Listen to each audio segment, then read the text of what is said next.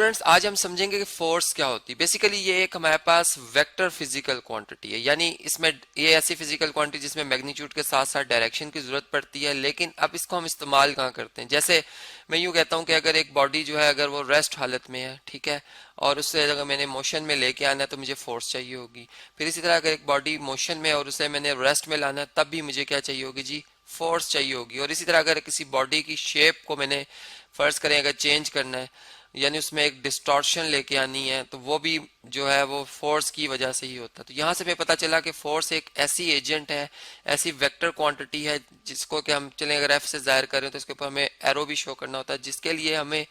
यानी ये हमारे किस काम आती है कि ये किसी बॉडी की करेक्टरिस्टिक को चेंज करने में हमारी काम आती है। यानी जैसे मैं एक बात करता हूँ, एक फुटबॉल है जो रेस्ट हालत में है, ठीक है, या एक बॉल है जो रेस्ट हालत में, अब मैं इसे अपने पाँव से किक लगाता हूँ तो ये बॉल जो है आगे की तरफ मूव करती है। और अगर मैं इस पे किक नहीं लगाता, एक फोर्स ना अप्लाई करता, तो ये अपनी जगह पर इसी तरह रेस्ट में रहती। यानी यहाँ पर फोर्स ने क्या किया जी कि फोर्स ने एक मोशन क्रिएट किया। अब फोर्स जो है जैसे मैंने कहा कि एक फिजिकल क्वांटिटी, इसकी जो मेजरमेंट है, इसकी जो कह सकते हैं मैग्नीट्यूड है, वो न्यूटन्स, यानी उसके साथ जो यूनिट हम लिखेंगे मैग्नीट्यूड के साथ, वो न्यूटन्स में इसको मेजर किया जाता है, जो कि साइंटिस्ट न्यूटन के नाम से ही है। फिर इसी तरह अगर एक बॉल फर्ज करें मूव होता हुआ हमारी तरफ आ रहा है और हमने इसको रोकना है, तो हम अपने हाथ से या अपने पाँव से ही एक फुटबॉल को, जैसे चले मैं बात करता हूँ, तो हम इसे स्टॉप कर लेंगे। यानी तब भी हमें एक फोर्स लगानी पड़ेगी और ये बॉल जो है वापस रुक जाएगा। अदरवाइज अगर हम फोर्स नहीं लगाएंगे तो ये बॉल नहीं रुकेगा। फिर इसी तरह से अगर डिस्टॉर्शन की मैं बात करूं तो मैं एक टिन ले लेता हूं जी। एक आपने देखा होगा एक जो अक्सर जो ड्रिंक्स के एक बने होते हैं टिन, ठीक है, बहुत ही लाइट से होते हैं। अगर हम उनको अपने हाथ से जोर से प्रेस करें तो उनकी आप देखेंगे शेप जो है वो चेंज हो जाती है। यानी हमने देखा कि फोर्स हमने अपने हाथ से लगाई और वो टिन जो है वो इस तरह से, यानी अगर हम इसको फोर्स लगाने के बाद देखें तो कुछ उसकी शेप ऐसी बनी होगी। तो ये भी इस फोर्स की वजह से है कि हमने उसकी शेप चेंज कर दी। या इसी तरह अगर हम एक स्प्रिंग ले लेते हैं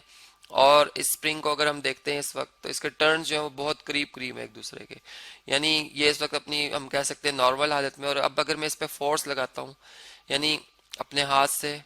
एक राइट साइड पे इसके इस एंड को खींचता हूँ, और या लेफ्ट साइड पे, यहाँ पर मैं राइट साइड पे खींच रहा हूँ, ठीक है, और यहाँ पे मैं लेफ्ट साइड पे खींच रहा हूँ, तो ये जो ये जो स्प्रिंग है ये कुछ इस तरह से इसकी शेप हो जाएगी। यानी फोर्स ने इसकी जो शेप है वो चेंज कर दी। तो इस तरह से हम ये कह सकते हैं कि जो डिस्टॉर्शन है वो भी फोर्स ने यहाँ पर प्रोड्यूस किया। अब हम अगर ओवरऑल इस बात को देखें तो हमने ये देखा कि एक बॉडी में अगर हमने एक्सलेरेशन प्रोड्यूस कराना है, यानी उसकी एक स्पीड है, एक स्पीड से वो मूव कर रही थी, लेकिन अगर मैं इस पर और ज़्यादा फोर्स लगाता हूँ तो इसकी स्पीड में और इजाफा होगा, ये और ज़्यादा इजाफा होगा, यानी इसकी वेलोसिटी इंक्रीज करेगी। इसमें टाइम के हिसाब से इन जो वेलोसिटी में इंक्रीज होता है इसे हम एक्सेलरेशन कहते हैं, इसमें एक्सेलरेशन प्रोड्यूस होता है। इसी तरह अगर मैं एक बॉडी को रोकना चाहता हूँ, उसकी वेलोसिटी वक्त के साथ साथ अगर कम करता जाऊं मैं, यानी ब्रेक सप्लाई जैसे हम करते हैं, ब्रेक क्या करते हैं, ब्रेक शूज रिम के साथ अटैच हो जाते हैं जिससे गाड़ी स्लो स्लो स्लो होना शुरू हो जाती है। तो फिर क्या होता है कि एक वक्त आता है कि इसकी फाइनल वेलोसिटी जो है गाड़ी की वो 0 मीटर पर सेकेंड हो जाती है। तो यहाँ पर मैं ये कहूँगा कि फिर मैंने जो जिस फोर्स से मैंने इसमें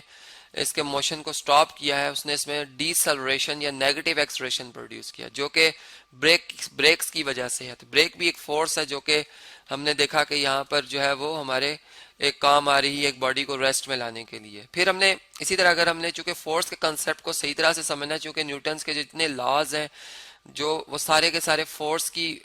यानी मदद से ही समझे जाते हैं, फोर्स के कंसेप्ट को जरा क्लियर होना चाहिए। जैसे अब मैं यूं बात करता हूं कि अगर लॉ ऑफ इनर्शिया की हम बात करें, जिसमें कि हम यूं बात करते हैं कि अगर एक बॉडी रेस्ट में है तो वो हमेशा रेस्ट में रहेगी, और अगर एक बॉडी यूनिफॉर्म मोशन में स्ट्रेट पाथ पे मूव करी तो हमेशा यूनिफॉर्म मोशन में रहेगी तावत कि उसके ऊपर कोई फोर्स अप्लाई ना हो। अब फोर्स हमें पता चल गया है। अब मैं यूं बात करता हूं कि अगर मैं ये इधर एक बॉडी को रेस्ट हालत में देख रहा हूं, एक वो अपनी पोजीशन चेंज नहीं कर रही, तो इसका मतलब ये है कि उसके ऊपर जो एक नेट फोर्स लग रही है जो कि उसका वेट है, जो कि इसके मैस की वजह से, यानी ये वो फोर्स है जो कि ये ऑब्जेक्ट जमीन पे लगा रही है, जो कि जमीन की ये हमें पता है ग्रेविटी की वजह से है, जिसे हम वेट कहते हैं, ये डाउनवर्ड अटैक करता है, ये भी एक फोर्स है। अब देखिए यहाँ पर डायरेक्शन मैंने बताई है कि डाउनवर्ड, जैसा मैंने शुरू में कहा था कि एक वेक्टर क्वांटिटी है, तो इसमें डायरेक्शन बहुत इंपॉर्टेंट होती है, और अगर हम डायरेक्शन ना बताएं तो फिर हमारी बात अधूरी है। इसी तरह अब अगर मैं यूं बात करूं कि यही जो फोर्स जमीन भी चूंकि रिएक्शन पे उतनी ही फोर्स लगा रही है, तो वो जो रिएक्शन फोर्स होगी जो कि इसको उठाए हुए है ऊपर की तरफ, ठीक है, इसने जमीन ने इसको ऊपर की तरफ उठाया हुआ है, जिसे हम रिएक्शन फोर्स कहेंगे, और ये बैलेंस्ड होती है, यानी इन दोनों की मैग्नीट्यूड आपस में इक्वल होती है, डायरेक्शन अपोजिट होती है। इसलिए मैंने इन दोनों की अगर आप देखें तो जो लाइन सेगमेंट्स हैं,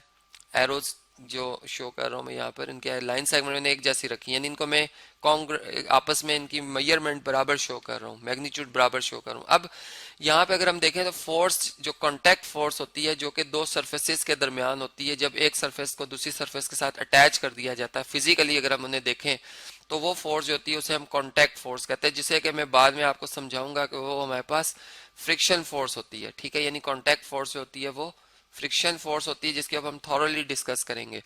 तो फिर हमने ये देखा कि सिस्टम में जो फोर्स होती है, जब एक बॉडी दूसरी बॉडी पे फोर्स लगाती है तो वही फोर्स बेसिकली दूसरी बॉडी पहली बॉडी पे लगा रही होती है, यानी फोर्स एक ही होती है लेकिन जो रेफरेंस है वो हम बदल देते हैं। एक दफा हम पहली बॉडी का ताल्लुक दूसरी से के हवाले से कह रहे होते हैं, यानी वो फोर्स लगा रही है, फिर और दूसरी लम्हे हम दूसरी फोर्स यानी दूसरी बॉडी का ताल्लुक फर्स्ट से कह देते हैं कि ये दूसरी बॉडी फर्स्ट बॉडी पे फोर्स लगा रही। तो इस तरह से हमने देखा कि जो फोर्स है हमारे पास वो